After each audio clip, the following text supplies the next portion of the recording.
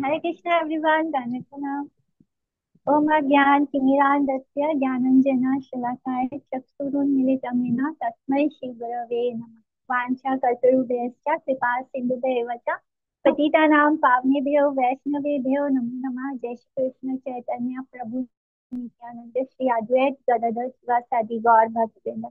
हरे कृष्णा कृष्ण कृष्ण हरे हरे, हरे राम राम राम हरे हरे। तो आज का टॉपिक है कि हमारे जीवन का लक्ष्य क्या है, गोल क्या है। What is the real goal of our life. अभी तक बचपन से लेकर आज तक ऑलमोस्ट हम पूरी लाइफ किस चीज को अपना गोल समझते थे कि अपने सेंसेस को एंजॉय करना, यानी किस चीज से हमें मटेरियली सुख मिलता है, उस चीज को ही हमने अपने जीवन का लक्ष्य माना। तो क्या ये सच में हमारे जीवन का लक्ष्य है? क्या हम सच में उस सुख को प्राप्त कर पाए हैं जिसको पाने के लिए हम लोग माने पूरा जीवन हम लगा देते हैं कि हमें खुशी मिले, हमारे सेंसेस को हैप्पीनेस मिले, लेकिन वो जितना उसको एंजॉय करने की कोशिश करते हैं वो अनएंडिंग है। कभी भी उसको हम पूरा नहीं कर पाते, हम अपनी इंद्रियों को तृप्त नहीं कर पाते। जितना उसे तृप्त करने की कोशिश करते हैं उसकी भूख बढ़ती जाती है। हमारी जो इंद्रियां हैं वो कभी भी सेटिस्फाई नहीं होती। वो हर समय जितना हम उसको, जैसे अग्नि में जितना हम घी डालते हैं अग्नि उतनी प्रज्वलित, उसी तरह हमारी जो सेंसेस है उसको हम जितना तृप्त करने की कोशिश करते हैं उसकी भूख उतनी बढ़ जाती है। तो यही हो रहा है, पूरा जीवन हम यही करते रहते हैं। माने हम अपने फिजिकल सेंसेस को खुशी देने की कोशिश में हर बार हार जाते हैं, क्योंकि हमारे जो सेंसेस है वो सेटिस्फाई नहीं होते हैं। हम कोई ना कोई नई नई चीजें एक के बाद एक क्यों खरीदते हैं? हम इसलिए खरीदते हैं कि हम अपनी इंद्रियों को तृप्त कर पाए, लेकिन वो वहां पे रुकता नहीं है। वो आगे बढ़ता जाता है, खत्म होने का नाम नहीं लेता, हमारे अंदर संतोष नहीं लाता। ऐसे ही भगवद गीता का एक श्लोक है, व इमो पुरुषो लोके शरश्च अक्षर एव च, शरः सर्वाणि भूतानि कुटस्थोऽक्षर उच्यते। माने इस संसार में दो तरह के पुरुष हैं। अकॉर्डिंग टू भागवत गीता दो तरह के पुरुष है, एक वो जो क्षर है और एक जो अक्षर है। यानी एक जो खत्म हो जाएंगे, जो नाश हो जाएगा, और एक जो कभी भी खत्म नहीं होगा। ये दो, तो ये दो तरह के पुरुष कौन है? ये दो तरह के फिजिकल बॉडीज क्या है? तो एक क्षर यानी जो मटेरियल वर्ल्ड में है, वो क्षर, उनको हम क्षर कहते हैं क्योंकि वो उनका अंत होगा ही होगा। और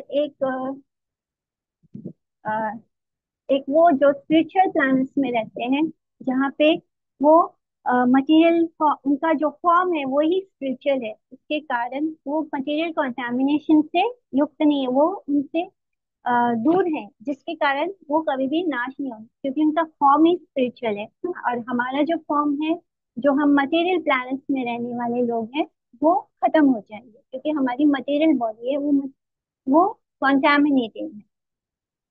तो हमें ये चीज क्यों समझनी है? ये इसलिए समझना है ताकि हम ये ढूंढ सकें कि एक्चुअली में हमारे जीवन का लक्ष्य क्या है।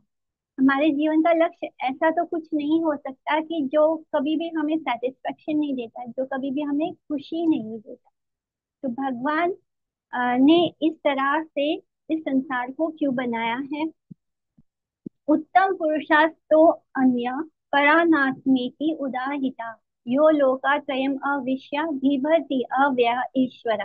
तो इन दो तरह के शर और अक्षर, इन दो तरह के पुरुष के अतिरिक्त एक और पुरुष है, एक और पुरुष है जिसको हम परमात्मा कहते हैं। वो श्री हरि श्री विष्णु है, जो इस शरीर में माने ये जो शरीर है इसमें एक पुरुष है जो बेसिकली जो इंजॉय करता है। पुरुष का मतलब ही होता है इंजॉयर। तो ये जो शरीर है इसको बोला गया है पुरी। यानी हम हमेशा देखते हैं ना कि जहाँ पे लोग रहते हैं उस स्थान को पुरी कहा जाता है। तो ये शरीर भी पूरी है। क्यों पूरी बोलते हैं? क्योंकि इसमें एक पुरुष है जो हमारे भीतर रहता है, यानी जहाँ जहाँ से गुजरे इवन वहाँ जीव और जीवात्मा को भी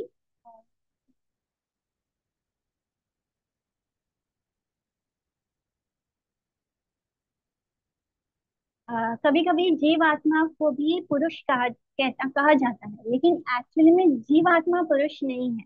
जो रियल पुरुष है, जिसको शास्त्र भी प्रमाणित करते हैं, वो है केवल भगवान परमात्मा कृष्ण। विष्णु ही एक्चुअल पुरुष है। तो इस शरीर को पुरी कहते हैं, और इसमें जो रिसाइड करता है उसको पुरुष कहते हैं। यानी सिर्फ इंडिविजुअल सोल नहीं है, हमारे साथ भगवान भी रहते हैं। तो पुरुषोत्तम उसी इसलिए उन्हें भी वो ही एक्चुअली में पुरुष है। पुरुष माने मेल होता है, प्रकृति माने फीमेल। तो जो मटेरियल वर्ल्ड है, इसमें एक डिस्टिंक्शन है मेल और फीमेल का। लेकिन इस मटेरियल वर्ल्ड में man and women, male and female, जो पुरुष और स्त्री हैं, उन दोनों के अंदर एक ही स्वभाव है कि वो इंजॉय करना चाहते हैं। बट एक्चुअली में अ, जो पुरुष होते हैं, उनका पुरुष का मतलब होता है इंजॉयर। बट एक्चुअली में इस संसार में, इस मटेरियल वर्ल्ड में, जो मेल एंड फीमेल का डिस्टिंक्शन होने के बावजूद, मेल एंड फीमेल दोनों में सिर्फ बॉडीली डिस्टिंक्शन है कि एक मेल है और एक फीमेल है। बट एक्चुअली में रियलिटी में क्या है? Man and women both are the enjoyer, यानी दोनों के अंदर ये प्रोपेंसिटी है, ये इच्छा है कि वो इंजॉय करे। तो एक्चुअली में उन दोनों को ही हम पुरुष कंसीडर करते हैं। But from the spiritual point of view, only Krishna is the पुरुष, और वो ही इंजॉयर है। बाकी सब उनके इंजॉयमेंट के लिए है। बट ये हमारी रियलिटी है, ये हमारा सच है। इसको भी हम आगे समझेंगे कि ऐसा क्यों है कि only Krishna is the enjoyer and we all have to be enjoyed by lord Krishna. जो पुरुष है, he is an, when I say पुरुष इट मीन्स कृष्णा। तो जो पुरुष है इट मीन्स एनर्जेटिक, और जो प्रकृति है वो एनर्जी है। तो both man women of this material world जो है, वो एनर्जी के कैटेगरी में आते हैं। तटस्थ यानी हम सब जो जीव आत्माएं हैं, हम क्या है? हम तटस्थ शक्ति है भगवान की। तटस्थ का मतलब मैंने पहले भी समझाया है। तटस्थ यानी हम तट पे हैं। हम थोड़े स्पिरिचुअल है और हम थोड़े मटेरियल भी हैं। जैसे हमारा ये जो देह है ये मटेरियल है, लेकिन जो हमारी आत्मा है वो स्पिरिचुअल है। तो हम दोनों के तट पर हैं, और इसीलिए हम जो है वो भगवान की एनर्जी है, एंड इसलिए हम प्रकृति हैं। और पुरुष एनर्जेटिक, जिसके पास ये एनर्जी है, यानी जो शक्तिमान है, वो पुरुष है। उपनिषद कहते हैं भगवान विष्णु के बारे में, उनके वेरियस जो शक्तियां है, कि परस्या सर्वविदे श्रूयते। And ये इसके अंदर आता है अंतरंग, इंटरनल, बहिरंग और एक्सटर्नल। भगवान की प्रेरणा, बहिरंग भगवान की energy, जो है वो एक्सटर्नल। एंड तटस्थ ये आत्मा है, जो थोड़े हम स्पिरिचुअल भी हैं, थोड़े हम के भी हैं। तो ये जो जीव आत्मा है, जिसका हम संदर्भ मार्जिनल पोटेंसी, यानी हम तटस्थ शक्ति है भगवान की। कुछ एजुकेटेड क्लास के लोग, वो भगवान को एक्सेप्ट नहीं करते, वो स्वीकार नहीं करती भगवान का कोई एग्जिस्टेंस है। लेकिन फिर भी ऐसे लोग भी एक बात को स्वीकारते हैं कि सम पावर, बट उनका ये सोच भी अधूरा, गलत है। Yes, there is a power, but power is not the ultimate. Power ultimate नहीं है, उस पावर को पोजेस करने वाला। इफ देयर इज पावर, तो वो पावर किसी का होगा। अगर हमारे अंदर कोई शक्ति है, तो उस शक्ति को पोजेस करने वाला भी कोई है, and that powerful person is Lord Krishna. तो ये बात, हाँ हाँ, इंटेलिजेंट लोगों की सोच में भी नहीं आती है कि अगर एनर्जी है, तो एनर्जी कहाँ किसकी है? उस एनर्जी को रूल करने वाला, वो एनर्जी जिसकी है, पावरफुल सुप्रीम पर्सन, वो भी तो कोई होगा। तो लोग भगवान के एक्सिस्टेंस को तो इनकार कर देते हैं, लेकिन वो पावर को स्वीकार करते हैं। तो that person should be there, तभी तो वो एनर्जी आएगी। जो भगवान विष्णु है वो पूरे संसार को मेंटेन करते हैं। वी ऑलवेज से कि हम ये तो बोल लेते हैं कि भगवान का कोई रूप नहीं, भगवान सर्वव्याप्त है, वो हर जगह है, हमें मंदिर जाने की क्या जरूरत है, यानी हमें दिन रात इस तरह मंदिर में पूजा करने की क्या जरूरत है, भगवान तो सब जगह है। मेनली यही बात हमें बहुत ज्यादा सुनने को मिलता है। तो but if God is maintaining everything, that also means, इसका मतलब अगर भगवान सब कुछ मेंटेन कर रहे हैं, अगर कोई हम सबका पोषण कर रहा है, हम कोई हम सबको संभाल रहा है, हमारी जरूरतों को पूरा कर रहा है, तो ऑब्वियसली वो एक पर्सन होंगे, तभी तो वो ऐसा कर पा रहे हैं। अगर वो उनका कोई स्वरूप नहीं है, उनका रूप नहीं है, तो वो हमें क्यों मेंटेन करेंगे, माने कुछ भी नहीं होगा फिर।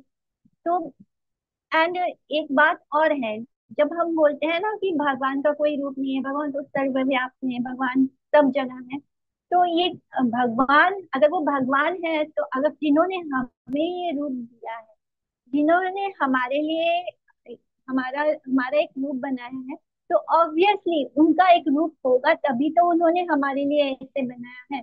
अगर उनकी आंखें नहीं होंगी तो हमारे पास आंखें क्यों हैं? हमारे पास वह वो चीज है जो भगवान के पास है, तभी भगवान के अंश हैं हम अगर भगवान के अंश हैं तो हमारा रूप है, तो भगवान का भी रूप होगा जरूर। और ये बात हम लोगों को एक्सप्लेन करना चाहिए, तो बहुत सारे लोग भगवान के स्वरूप को ही अस्वीकार कर देते हैं। इसलिए हमें ये समझना है कि एक भगवान हमें मेंटेन कर रहे हैं, तो ऑब्वियसली उनका एक रूप है, और वो तभी हमें, उनकी एक पर्सनैलिटी है, तभी वो हम सबको मेंटेन करते हैं, इस जगत को, इस चराचर को मेंटेन करते हैं। एंड वो भगवान इसलिए भी है क्योंकि अगर वो, उनका वो कहीं भी वो लैक नहीं करेगा। अगर वो भगवान है तो वो किसी भी एंगल से वो लैक नहीं होगा। अगर वो सर्वव्याप्त है, अगर वो उनका वो सब जगह मौजूद है, तो ऑब्वियसली उन अ, वो आकार, अगर वो निराकार है तो वो आकार में भी है। यानी भगवान है तो उनका दोनों ही चीज होना चाहिए, ऐसे नहीं कि वो सिर्फ निराकार होंगे।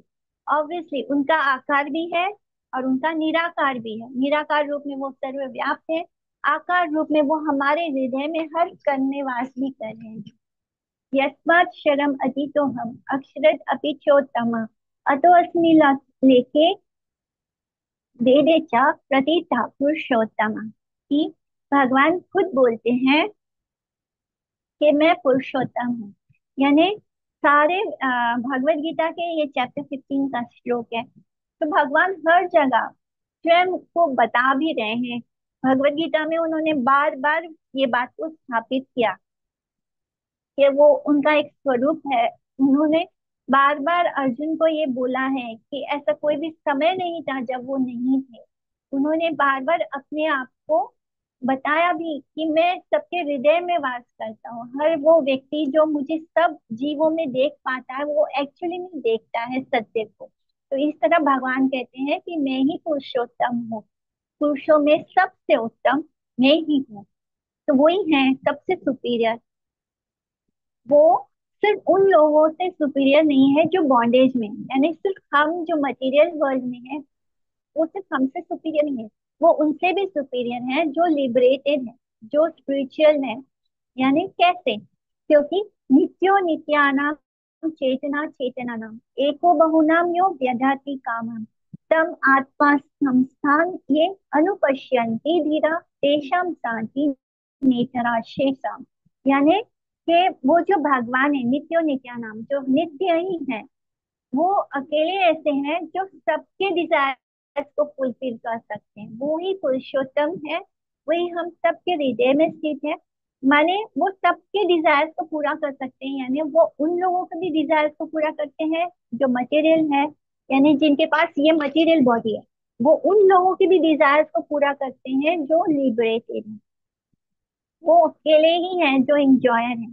जो जीव आत्मा है, जो जीव है, वो रियल सेंस में कभी भी अपने आप को इंजॉय नहीं कर सकते, क्योंकि उनके अंदर, हम सब जीवात्माओं के अंदर इंजॉय करने की कैपेसिटी नहीं है। हम कहीं ना कहीं फ्री लैक करते हैं। अगर हम मैंने ये जब तक हमारे पास ये शरीर है हम परफेक्ट नहीं हो सकते।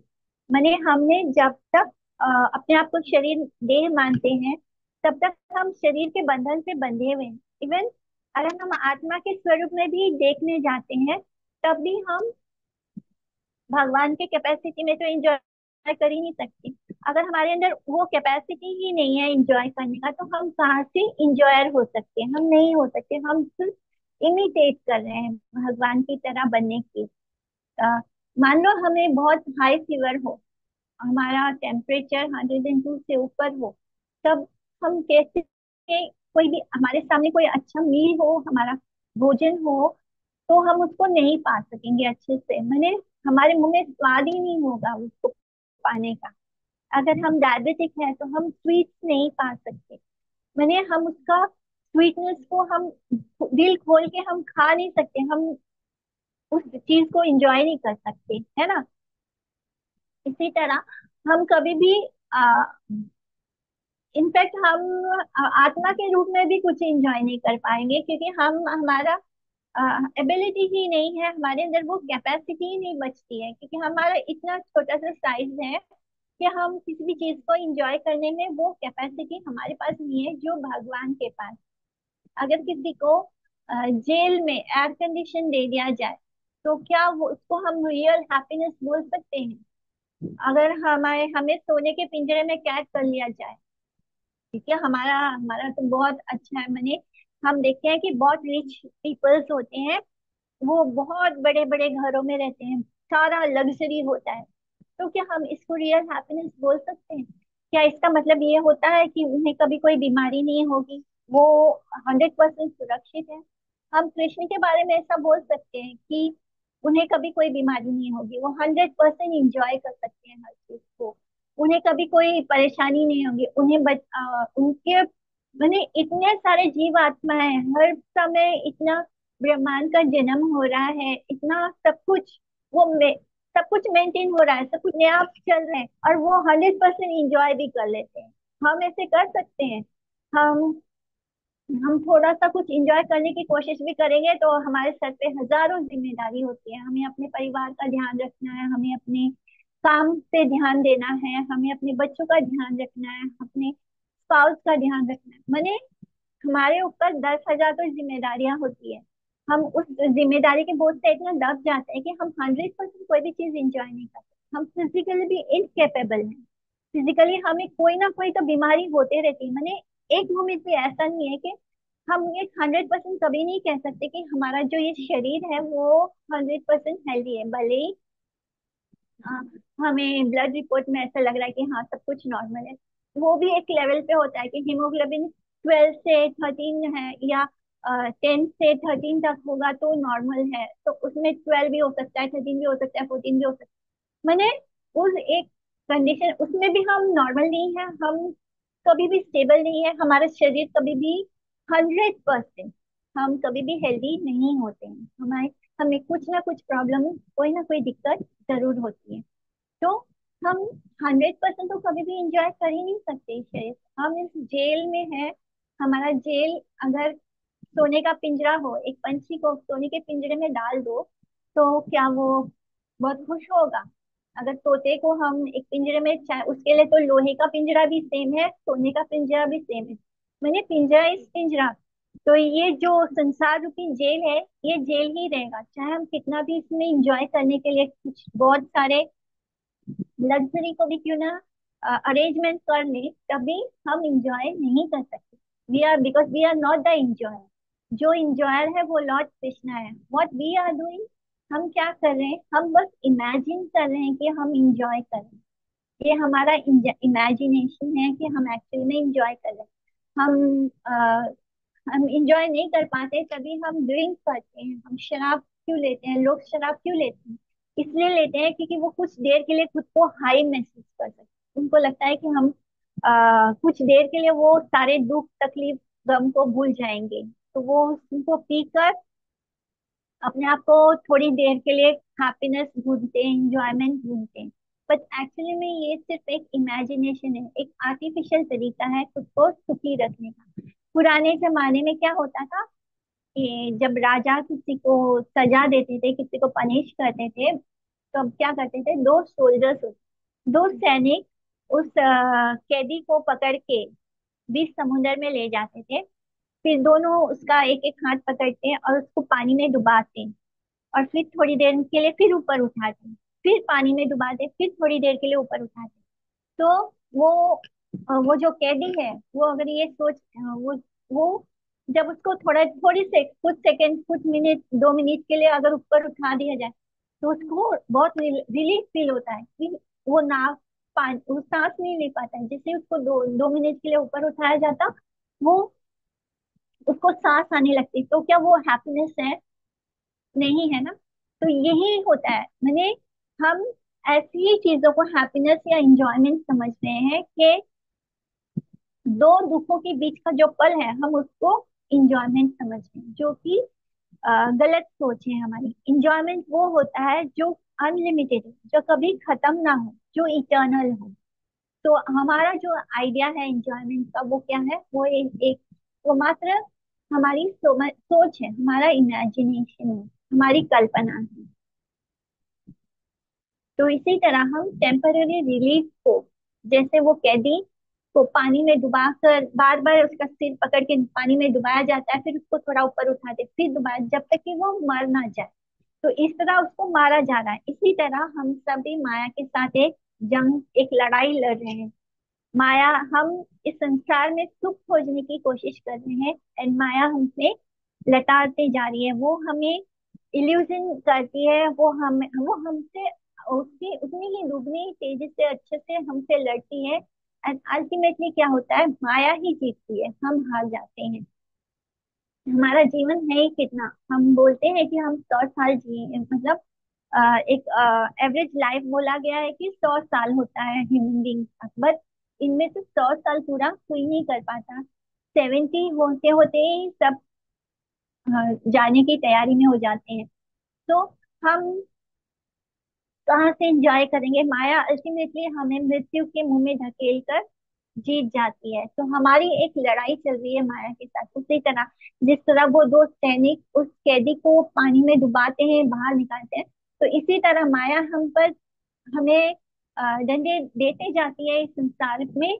और हम सोचते हैं कि हम बहुत खुश हैं, हम वो जो 2 पल की खुशी होती है उससे ही हम सुख मानकर उसके ही पीछे भागते रहते हैं। तो अल्टीमेटली ये हमारा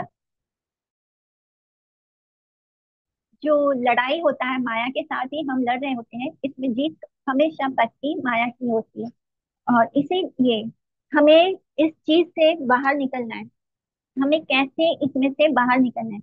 हम हमें से ज्यादातर लोग क्या करते हैं, आर्ट ऑफ लिविंग सीखना चाहते हैं। हमें लगता है कि हमें जीने का तरीका ढूंढना है, बट इस देह में की एक खासियत है कि ये बहुत हर पल हर क्षण खत्म हो रहा है। हमें आर्ट ऑफ लिविंग नहीं, आर्ट ऑफ डाइंग सीखना है। जो ब्रेनलेस पीपल है, वो आर्ट ऑफ लिविंग सिखाते हैं, हमें ये सिखाते हैं कि हमें इस time ऐसे जीना है। बट एक्चुअली में हम यहाँ जीने के लिए नहीं, हमारा क्षेत्र जो है हर पल नाश हो रहा है, हर पल खत्म हो रहा है। हम लोग देख रहे हैं कि बचपन से जन्म लेने के साथ ही हमें किसी एक के बाद एक बीमारी घेरते जा रही है, हम कभी भी चैन से सुखी से नहीं रहते। इसका मतलब क्या है, वो हमें ये ट्रेलर दिखा दिया जाता है कि हम हर पल खत्म हो रहे हैं। हमें आर्ट ऑफ लिविंग नहीं, आर्ट ऑफ डाइंग, इस आर्ट ऑफ डाइंग में ही हमारा हैप्पीनेस है। कैसे? जब हम ये समझ जाएं कि हमें किस मरना है, तभी तो हम किसी को याद करेंगे। आर्ट ऑफ लिविंग हमारा सक्सेसफुल होना चाहिए, हमें हमारा जो मरना है वो सक्सेसफुल होना चाहिए। जब हम सही तरीके से मरेंगे, तब इस देह के कारण जो कष्ट है, जो दुख हमें प्राप्त हुआ है, उससे मुक्त हो जाएंगे। माने हम जीवन और मृत्यु के चक्र से मुक्त हो जाएंगे। तो जो इंटेलिजेंट पर्सन है, वो इस संसार में कैसे रहना है वो नहीं प्लान करता। माने जेल में एसी लगा के जीना है, या सारे टीवी वगैरह, कंप्यूटर्स एंड वो सब अरेंज करके स्मार्टफोन वगैरह लेके इस दिल में रहना है, या फिर ये प्लान करना है कि जो हमारी आगे की जर्नी होगी वो कैसे सक्सेसफुल हो, यानी हमारा जाना कैसे सक्सेसफुल हो। ये इंटेलिजेंट पर्सन की सोच होती है, ये नहीं कि इस संसार में कैसे हमें सक्सेसफुली रहना। अल्टीमेटली हम सब कुछ छोड़कर एक मिनट में, एक पल में, हमें पता भी नहीं चलेगा, सब कुछ हम यही छोड़कर निकल जाएंगे इस संसार से। So we have to plan how we have to go from this world. इस इस एक चीज के अंदर हमारा पूरा लाइफ स्टाइल चेंज करने की कैपेसिटी है कि जब हम ये प्लान करना शुरू करेंगे कि हमें इस संसार से सक्सेसफुली विदा लेना है, यानी हमारा आर्ट ऑफ डाइंग सक्सेसफुल होगा, तभी तभी हमारी पूरी लाइफस्टाइल चेंज हो जाएगी, जो हमें एक्चुअली में इंजॉयमेंट देगी। हमारा इंजॉयमेंट इसमें नहीं है कि हम अपनी इंद्रियों को कैसे चुप, हमारा इंजॉयमेंट इसमें है कि हम कृष्ण को कैसे शिफ्ट करें। माने जब हम ये जान लेते हैं कि हम हजार कोशिश करके भी इंजॉय नहीं कर सकते, क्योंकि ये हमारा स्वभाव नहीं है, हमारा स्वभाव ये है ही नहीं। भगवान अकेले हैं जो सबको इंजॉय कर सकते हैं, और वही हमें उनके ही इंजॉयमेंट में हमारा इंजॉयमेंट। तो this is the best thing कि हम कैसे जाने की तैयारी करें, हम कैसे प्लान करें कि हमारा गोइंग सक्सेसफुल हो जाए। इसी तरह जो अजामिल था, he made his life successful how, कि उन्होंने अंत समय में नारायण बोलकर अपना जाना सक्सेसफुल कर लिया। नारायण बोलने से, नारायण बोलकर भले ही उन्होंने नाम आभास लिया, नारायण को नहीं बुलाया था, भले ही उन्होंने अपने पुत्र को, आखिरी पुत्र को बुलाया था। जैसे कि हम अजामिल की स्टोरी जानते हैं कि अजामिल एक बहुत अच्छा ब्राह्मण घर में जन्म लिया था। उसे बचपन से ब्राह्मणिकल ट्रेनिंग मिली थी, का इनिशिएशन वेदों में और सब चीज, रेगुलेटिव प्रिंसिपल सब कुछ बहुत अच्छे से हुआ था उसका बचपन। बट उस यंग एज में उन्हें वेश्या को देखा, एक पुरुष के साथ आलिंगन करते हुए। वो देखने के बाद उसके अंदर काम वासना जागे, इंद्रियों को तृप्त करने की उसकी वासना जागे, उसने अपनी वाइफ को छोड़ दिया, अपने परिवार, अपने माता पिता को छोड़ दिया, और उस प्रोस्टिट्यूट के पास चला गया। और जब तक उसके पास पैसे थे उसको रिझाता रहा, उसको खुश रखा, क्योंकि एक वेश्या का यही काम है कि वो धन लेकर ही खुश होती है। तो जब उसका धन खत्म हो गया, तब वो चोरी चकारी ये भी करने लगा। इस तरह उसने उसको, उसके वेश्या से 10 पुत्र हुए, और आखिरी पुत्र था तब कोई एक ऋषि आए थे उसके द्वार पे बैठ करने के लिए, भिक्षा के लिए।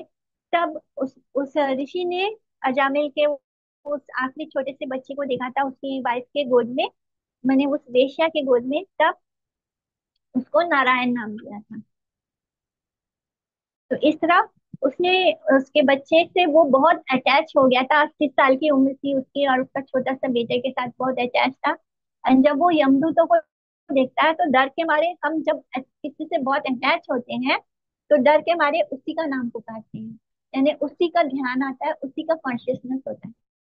इसलिए कहा जाता है कि हमें हरि नाम से अटैच होना है, ताकि हमारा जो, जब अंत समय आएगा, जब हम, हमारे पास कोई और जो मृत्यु का समय होता है वो बहुत डरावना होता है, बिकॉज मृत्यु अपने आप में बहुत दर्दनाक होती है। 40,000 बिच्छू एक साथ डंक मार रहे हो, इतना दर्द होता है, कोई होश नहीं होगा हमें उस समय।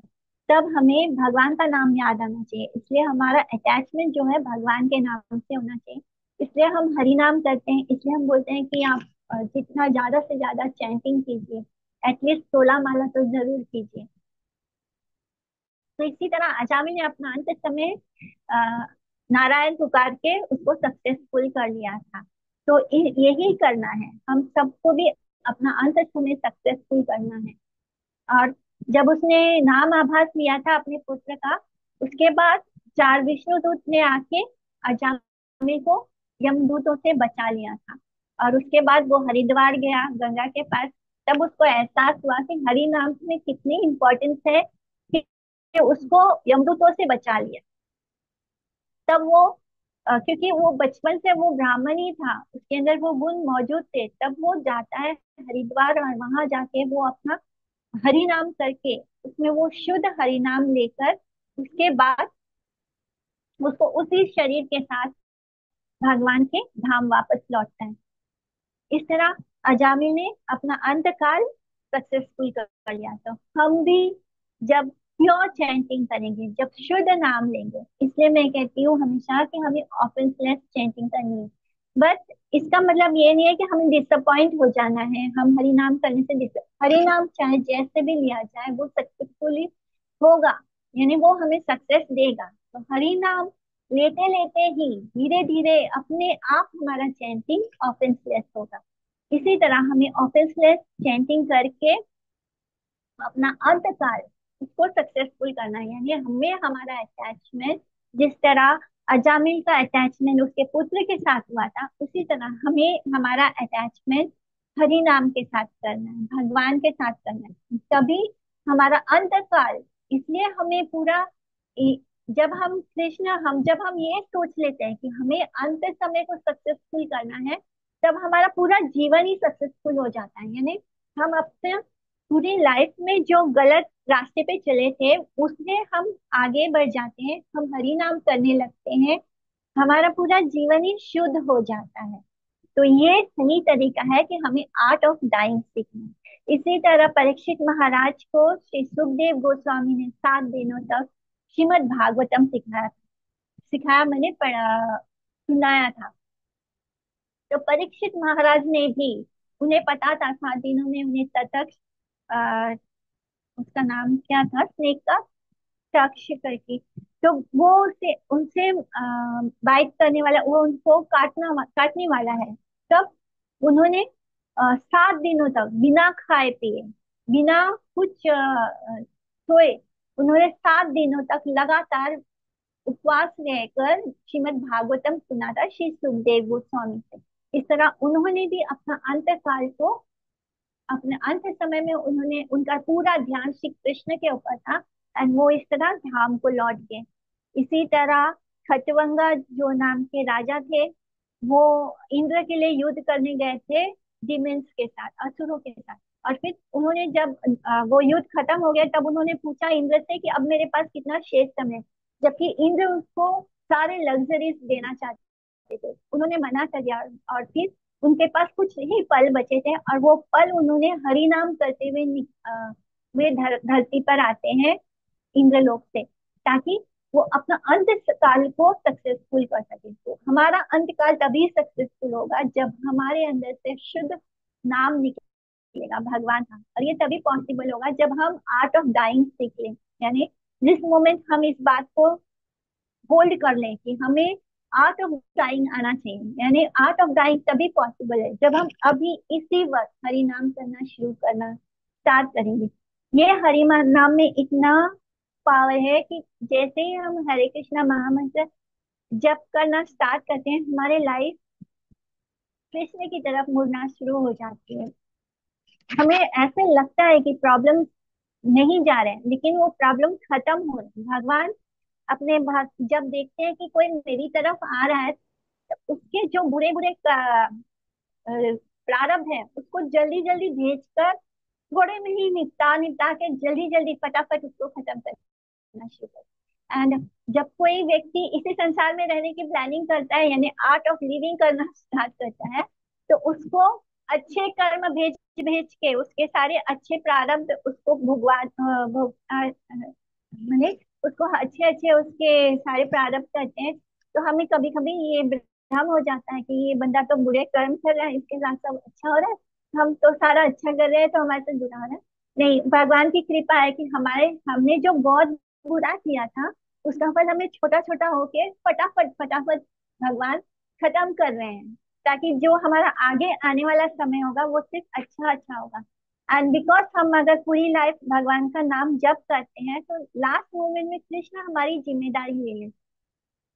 हो सकता है कि हम उनको याद ना कर पाए, but because we have done Hari नाम, तो भगवान देखते हैं कि हमने जो एफर्ट किया उसका हमें, उसके लिए भगवान स्वयं हमें याद दिला देते हैं अपना नाम। तो इस तरह हमें आर्ट ऑफ लिविंग सीखना है। और हमारे जीवन का यही लक्ष्य है कि हमें इंजॉय नहीं करना है, हमें भगवान के इंद्रियों को तृप्त करना है, अपनी इंद्रियों को नहीं। तो इस तरह ये आज का हमारा टॉपिक हम यहाँ पे स्टॉप करते हैं। We will meet next week. वांछा कल्पतरुभ्यश्च कृपा सिन्धुभ्येव च पतितानां पावनेभ्यो वैष्णवेभ्यो नमो नमः। ओके। हरे हरे कृष्णा, दंडवत कृष्णा। प्रणाम दीदी। एनी धन्यवाद। ईश्वर दंडवत रूप। प्रणाम। हरे कृष्णा। धन्यवाद। हरे प्रणाम। कृष्णा, दंडवत प्रणाम दीदी। ठीक है। धन्यवाद राधे प्रणाम राधे। माता जी। राधे राधे।